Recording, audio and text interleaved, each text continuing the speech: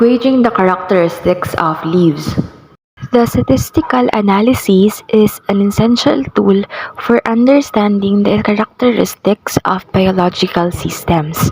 In this report, I present an analysis of species of leaves using statistical measures, provide a list of different species of leaves, each exhibiting unique characteristics such as leaf area, thickness, and root diameter by applying statistical methods including mean, median, mode, standard deviation, and relative frequency.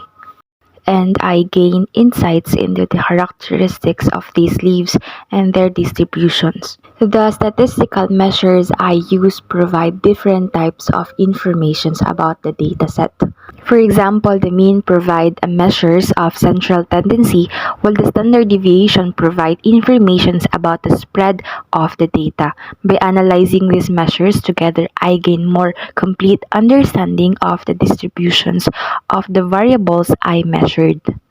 And these measures were used to determine the central tendency of the data, the spread of the data around the mean, and the proportions of leaves that exhibited certain characteristics. Through the use of Microsoft Excel, the study provided insights into the characteristics and distributions of the species of leaves in the dataset. For methods, first I analyzed the list of species of leaves that I provided with. I used several statistics measures to gain insights into their characteristics and distribution. Specifically, I performed the following statistical application, and that is the mean, median, mode, standard deviation, and relative frequency. First is about the mean, median, and mode. I calculated the mean, median, mode of each variable in the dataset, including the leaf area, leaf thickness, SLV, leaf tissue density, SRL, SRU, root tissues density, and root diameter. These measures provide information about the central tendency of the data and the most common values of each variables. Next, the standard deviation.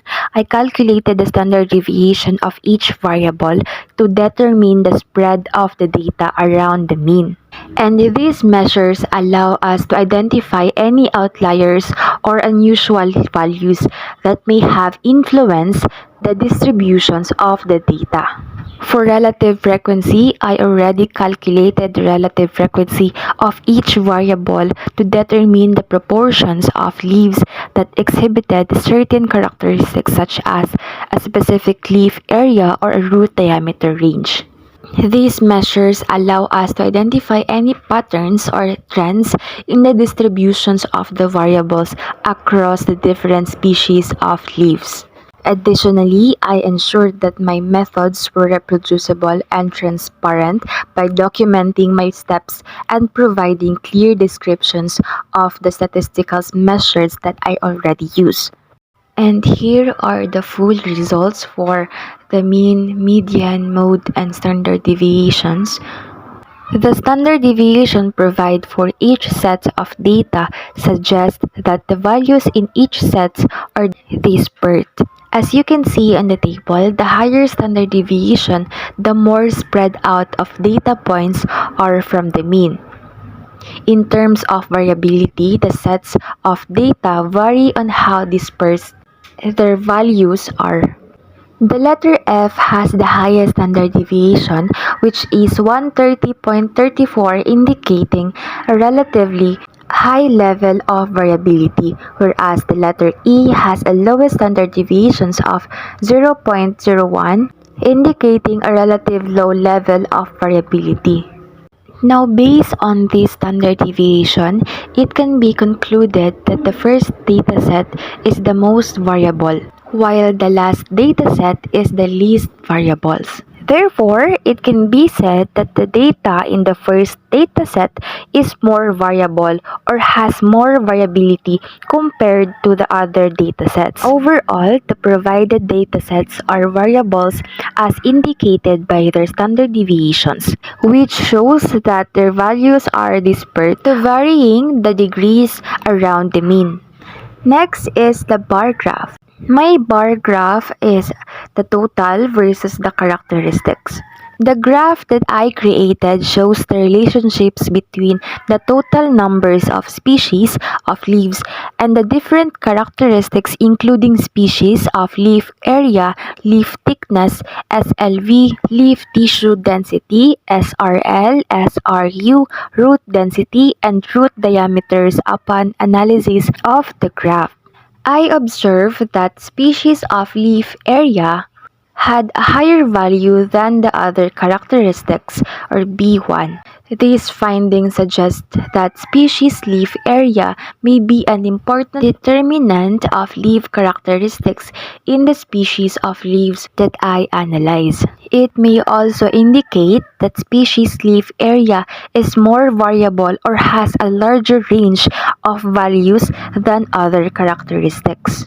Further analysis would be necessary to determine the significance of this finding and to explore the underlying factors that contribute to the relationships between species leaf area and other leaf characteristics. It is worth noting that the other characteristics also exhibit variation in their values, and that the graph highlights their distributions across the different species of leaves. The bar graph of standard deviations. By visualizing the data in this way, I able to gain insights into the distributions of these characteristics, and I identify any trends or patterns that may exist. You would notice that this bar graph of standard deviation, it has lines, they have lines, and these lines actually the standard errors of the mean or the standard errors that we calculate. Now here are the results for the relative frequency. We can observe it in the pie chart. The pie chart shows the relative frequency of the various plant species in a given area. The chart is divided into 19 sections, each representing a different species. As you can see in the pie chart, there are several species with frequency of 5%, including Bramus inermis, Antenaria neglecta, Arnica fulgens, and Arnica sororia.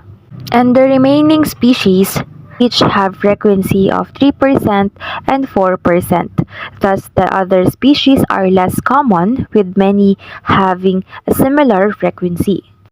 Now, the largest sections accounting for 12% of total is Campanula rotundifolia, the Androcés occidentalis, and Allium textile are the second and the third frequent species with 8% and 7% of the pie, respectively. And lastly is for the line graph. So here are the full results for the line graph. The list includes several plants and their corresponding total values ranging from 240 to 895. The Campanula rotundifolia has the highest peak with a value of approximately 895, while the Amelanchier aldifolia being the lowest, having the value of 240. The data appears to show a wide range of values for these plant species, with some experiencing peaks and declines while others remain relatively stable. The values themselves may represent various measurements such as a plant height, weight, or density. And that is the full coverage for my oral presentation.